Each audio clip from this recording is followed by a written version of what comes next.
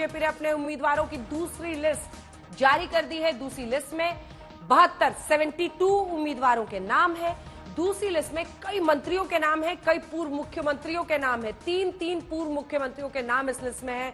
दूसरी लिस्ट से साफ हो गया है कि बीजेपी के कई दिग्गज नेताओं के टिकट भी कटे हैं। सबसे पहले बात महाराष्ट्र की लिस्ट में सबसे चर्चित नाम की करते हैं। आज बीजेपी की दूसरी लिस्ट के साथ ही केंद्रीय मंत्री नितिन गडकरी पर सस्पेंस खत्म हो गया। और ये सवाल इसलिए क्योंकि नितिन गडकरी को लेकर आपने देखा होगा कि कैसे उद्धव ठाकरे से लेकर तमाम जो महाराष्ट्र विकास अघाड़ी के नेता हैं वो कहीं ना कहीं उपहास उड़ाने की कोशिश कर रहे थे कि पहले लिस्ट में नाम नहीं। हालांकि खुद नितिन गडकरी ने कहा था कि ये सब हास्यास्पद है। बहरहाल बीजेपी ने नितिन गडकरी को नागपुर से उम्मीदवार घोषित कर दिया है। नितिन गडकरी एक बार फिर नागपुर से चुनाव लड़ेंगे। पहली लिस्ट में गडकरी का नाम नहीं था। सूची में नाम नहीं होने के कारण उद्धव ठाकरे ने बड़ा बयान दिया था। नितिन गडकरी को बीजेपी छोड़कर महागठबंधन में आने का न्योता तक दे दिया था। अगर आपको याद हो उद्धव ठाकरे ने क्या कहा था, नितिन गडकरी ने क्या जवाब दिया था, आइए आपको सुनवाते हैं। आणखीन कोणाकोणाची नाव आहेत त्याच्यामध्ये आणखीन एकाचं नाव आहे ते म्हणजे कृपाशंकर सिंह। माहिती आहे तुम्हाला कोण आहेत? काँग्रेस पण यांच्या उरावरती आलेला। अहो नितीनजी सोडून द्या भाजपा, राह उभे, आम्ही महाविकास आघाडीकडनं तुम्हाला निवडून आणतो। दाखवा महाराष्ट्राचं पाणी, दाखवा महाराष्ट्राची धमक, दाखवा महाराष्ट्र दिल्ली समोर कधी झुकला नाही। क्या जवाब दिया था इस पर नितिन गडकरी ने, वो अब आपको सुनाते हैं। क्योंकि नितिन गडकरी का जवाब ये था, उद्धव ठाकरे का बयान अपरिपक्व है, हास्यास्पद है। बीजेपी ने चुनावों के लिए उम्मीदवारों के चयन को लेकर एक प्रणाली बना रखी है और उसी के अनुसार यहां पर काम होता है, ये उन्होंने साफ कहा। उसके साथ ही आपको बता दें बीजेपी नेताओं की चिंता करने की उन्हें जरूरत नहीं है। नितिन गडकरी ने एक के बाद एक जबरदस्त तरीके से हर मुद्दे पर जवाब दिया। एक तो अपरिपक्व कह दिया उद्धव ठाकरे के बयान को। इसी के साथ कहा कि एक सिस्टम के तहत महाराष्ट्र में बीजेपी में बल्कि काम होता है और उसी तरीके से ये काम हुआ है। दूसरी लिस्ट में नितिन गडकरी का नाम आने से तस्वीर साफ हो गई है। इसके साथ ही महाराष्ट्र के 20 उम्मीदवारों की लिस्ट आ गई है। नितिन गडकरी के बाद एक बड़ा नाम पीयूष गोयल। पहली बार पीयूष गोयल चुनाव लड़ेंगे। बीजेपी ने मुंबई नॉर्थ से उन्हें उम्मीदवार बनाया है। अभी तक पीयूष गोयल राज्यसभा से सांसद हैं, तो सबकी दिलचस्पी इस बात में भी है कि चाहे वो राजीव चंद्रशेखर हो, पीयूष गोयल हो, ऐसे कई मंत्री हैं जो अभी तक राज्यसभा के रास्ते संसद में पहुंचते थे, उन सबको इस बार चुनावी मैदान में उतारा जा रहा है। उसमें पीयूष गोयल का भी नाम मुंबई उत्तर से शामिल हो गया है। आपको बता दें कि बीजेपी की दूसरी लिस्ट में महाराष्ट्र के 20 उम्मीदवारों के नाम है। 20 में से 14 सांसदों को रिपीट किया गया है, जबकि 6 सांसदों के टिकट काट दिए गए हैं।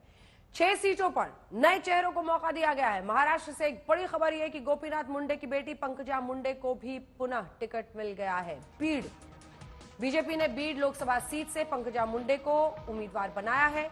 यह पारंपरिक सीट इनके परिवार की है, जहां पर गोपीनाथ मुंडे भी पहले चुनावी मैदान में उतरते थे और इसीलिए पंकजा मुंडे को एक बार फिर से वहां पर टिकट दे दिया गया है। कई बार कयास इसलिए लगाए जा रहे थे क्योंकि महाराष्ट्र में आपस में ही कई बीजेपी के नेता एक दूसरे के खिलाफ बयानबाजी करते हैं। ऐसे में सवाल यह था कि क्या पंकजा मुंडे को एक बार फिर से वहां पर टिकट मिलेगा या फिर नहीं। महाराष्ट्र में अभी 20 सीटों को के टिकट का ऐलान हुआ है और इसी पर आइए आपको सीधे लिए चलते हैं। हमारे सहयोगी हिमांशु हमारे साथ जुड़े हुए हैं इस वक्त। हिमांशु, दूसरी लिस्ट आई, 72 उम्मीदवारों के नाम इसमें भी हैं, लेकिन जो बड़े बड़े नाम है, एक तो जिस तरह से महाराष्ट्र विकास अघाड़ी की तरफ से छीटाकशी की जा रही थी नितिन गडकरी पर, उन्होंने बीते दिन हालांकि खुद ही से हास्यास्पद कह दिया था, वो नागपुर से फिर से लड़ रहे हैं। पंकजा मुंडे हो और केंद्रीय मंत्री के तौर पर हम देखें तो पीयूष गोयल को उतारना, क्योंकि राज्यसभा के रास्ते जो आते थे राजीव चंद्रशेखर हो, पीयूष गोयल है, अब वो सब लोकसभा चुनाव में मैदान में उतार दिए गए हैं। देखिए, बिल्कुल पीयूष गोयल को चुनावी मैदान में उतारा गया है और पीएम मोदी ने तो पहले ही कह दिया था जो लोग राज्यसभा से हैं उनको भी लोकसभा चुनाव लड़ना चाहिए। तो पीयूष गोयल क्योंकि राज्यसभा में लीडर ऑफ हाउस भी हैं और बड़े कद्दावर मंत्री हैं मोदी सरकार 2 में, उनको उत्तरी मुंबई से जो है कैंडिडेट बनाया गया है। पंकजा मुंडे की जो टिकट है वो उनकी बहन प्रतिमा मुंडे का टिकट काट के वहां पे उनको दिया गया। पंकजा मुंडे जो है विधानसभा चुनाव हार गई थी, महाराष्ट्र में मंत्री रही हैं। एक चीज अंजना आप समझिए, 3 पूर्व मुख्यमंत्रियों को जो है वो टिकट दिया गया है। त्रिवेंद्र सिंह रावत को हरिद्वार से, कल मनोहर लाल खट्टर मुख्यमंत्री के पद से इस्तीफा देते हैं। आज करनाल से उनको जो है टिकट दे दिया जाता है। साथ ही साथ जो है हवेरी वहां से जो है बसवराज बोमई को जो है टिकट दिया जाता है। यहां से शिव कुमार उदासी जो है वो सांसद थे, उन्होंने बहरहाल पार्टी को ये कह दिया था वो चुनाव नहीं लड़ना चाहते, तो बसवराज बोमई को वहां से टिकट दिया गया। तो एक मुख्यमंत्री का टिकट काट, दो मुख्यमंत्रियों का टिकट काटा भी गया है। आप देखिए कि उत्तरी बेंगलोर से जो है सदानंद गौड़ा जो केंद्र सरकार में मंत्री भी थे, पूर्व में कर्नाटक के मुख्यमंत्री रहे हैं, उनकी जगह शोभा करंजे को जो है वहां से टिकट दिया गया। शोभा करंजे जो है सांसद थी, लेकिन वो दूसरी लोकसभा सीट से थी। त्रिवेंद्र सिंह रावत को टिकट दिया गया है जहां हरिद्वार से, वहां से रमेश निशंक पोखरियाल की टिकट काट दी गई है। वो मोदी सरकार 2 में जो है वो शिक्षा विभाग के बड़े पोर्टफोलियो के मंत्री थे, पहले उनका मंत्रालय गया, अब उनकी टिकट काट दी गई है और उनकी जगह त्रिवेंद्र सिंह रावत को दिया गया है। तो अगर आप देखेंगे तो पार्टी इस तरीके से जो है फीडबैक के आधार पर काम करती है कि कोई भी हो, अगर फीडबैक ठीक नहीं है तो फिर टिकट नहीं मिलेगा और नए चेहरों को मौका देना चाहिए। अगर पूर्व मुख्यमंत्री हैं तो उनको भी मैदान में उतारा है, क्योंकि भारतीय जनता पार्टी को लगता है कि 400 का आंकड़ा अगर आपको पार करना है एनडीए का, और मिशन 370 पार करने आए भारतीय जनता पार्टी को अकेले दम पर, तो उसके लिए आपको एक एक सीट पर जो है रणनीति बनाने पड़ेगी। और उसी रणनीति के तहत जो है वो इस तरीके से आप देखेंगे कुछ उम्मीदवारों को जो है नया टिकट दिया गया है, कुछ के टिकट काट दिए गए हैं। अनिल बलूनी राज्यसभा में सांसद है, मीडिया सेल के जो है वो इंचार्ज है, उनको जो है गढ़वाल से जो है वो टिकट दिया गया है। तो कहीं ना कहीं आप देखिए कि भारतीय जनता पार्टी बहुत सोच समझकर आगे बढ़ रही है। 72 सीटों में जो है लगभग जो है 22 से 24 नामों के ऊपर जो है वो कैंची चला दी है जो सिटिंग सांसद थे। बहुत दिलचस्प है। सूरत से एमपी है, उनकी बिल्कुल सूरत से जो एमपी है मुकेश भाई को वहां चुनावी मैदान में उतार दिया गया है। 3 फॉर्मर सीएम को मनोहर लाल, बसवराज बोमई, त्रिवेंद्र सिंह रावत, 3 फॉर्मर सीएम्स को भी चुनावी मैदान में उतारा गया है। और सूरत की भी बात आपने बताई, मुकेश भाई को वहां उतार दिया है। विवेक साहू को नकुल नाथ के खिलाफ छिंदवाड़ा में उतार दिया गया है। वहीं पर बहुत बड़े पैमाने पर बदलाव भी हुआ। लेकिन हम दिल्ली की भी बात करेंगे, क्योंकि देखा होगा आपने दिल्ली में किस तरह से 7 सांसद है वहां पर, उसमें से 6 के टिकट काट दिए गए। आज 2 सीटों का ही हालांकि ऐलान हुआ है। तो आइए बात करते हैं। महाराष्ट्र में 20 सीटों के टिकट का ऐलान हुआ है। अभी भी सीट शेयरिंग को लेकर पेच वहां फंसा हुआ है। शिंदे और अजित पवार के साथ सीटों की शेयरिंग के फॉर्मूले पर फाइनल मोहर नहीं लगी। हालांकि महाराष्ट्र से दूर दिल्ली पर आइए। दिल्ली में बीजेपी ने 7 सीटों पर उम्मीदवारों का ऐलान कर दिया है। दिल्ली में बीजेपी ने 7 में से 6 मौजूदा सांसदों के टिकट काट दिए हैं। सिर्फ मनोज तिवारी ऐसे हैं जिनको बीजेपी ने फिर से उम्मीदवार बनाया है। बीजेपी ने आज पूर्वी दिल्ली से हर्ष मल्होत्रा को टिकट दिया है। पूर्वी दिल्ली से गौतम गंभीर का टिकट कट गया। हालांकि पहले ही उन्होंने कह दिया था कि अब मैं चुनाव नहीं लड़ना चाहता हूं, क्योंकि शायद उन्हें संकेत मिल गए थे। उत्तर पश्चिम दिल्ली से योगेंद्र चंदोलिया को टिकट दिया गया है। वहां से हंसराज हंस सांसद थे, उनका भी टिकट कट गया। इससे पहले बीजेपी ने 2 मार्च को उम्मीदवारों की पहली लिस्ट जारी की थी, जिसमें नई दिल्ली से मीनाक्षी लेखी का टिकट काटकर बांसुरी स्वराज को दिया गया था।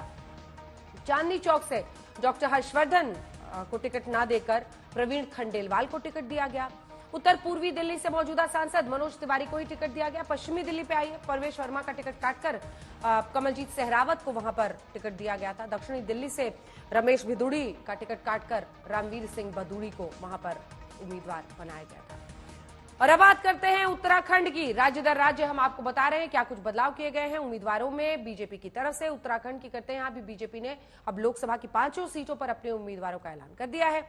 आपको बता दें कि इस दफा बीजेपी ने मीडिया प्रभारी अनिल बलूनी को गढ़वाल लोकसभा सीट से टिकट दिया है। दिलचस्प है, क्योंकि अनिल बलूनी की अगर आप भूमिका देखें तो एक मीडिया सेल के योद्धा के तौर पर वो लगातार पार्टी की बातों को रखते रहे। इससे पहले राज्यसभा में थे।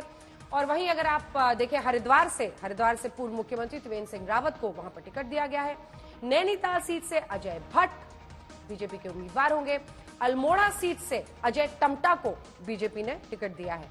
जबकि लोकसभा की टिहरी सीट से माला राज्य लक्ष्मी शाह को बीजेपी ने उम्मीदवार बनाया। आपको बता दें कि 2019 लोकसभा के चुनाव में बीजेपी ने उत्तराखंड की 5 सीटों पर जीत हासिल की थी। इस दफा भी पीएम मोदी टारगेट 400 पार के लिए उत्तराखंड की 5 की 5 सीटों को अपने नाम करना चाहते हैं। और उम्मीदवारों की लिस्ट आपके सामने है।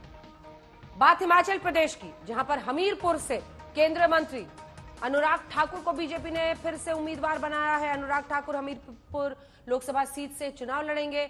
हमीरपुर अनुराग ठाकुर की सीट है। हिमाचल की शिमला लोकसभा सीट से बीजेपी ने वहीं सुरेश कुमार कश्यप को उम्मीदवार बनाया है। तो अनुराग ठाकुर एक बार फिर से चुनावी मैदान में हिमाचल में हमीरपुर से लड़ रहे हैं। वो भी पारंपरिक सीट उनके परिवार की और वो लगातार वहां से जीत भी हासिल करते रहे हैं। तो एक बार फिर से हिमाचल की भी जो सीटों का ऐलान हुआ है वो हमने आपको बता दिया। अब आते हैं जरा हरियाणा पर। बीजेपी की दूसरी सूची में एक बड़ा नाम है हरियाणा के पूर्व मुख्यमंत्री मनोहर लाल का।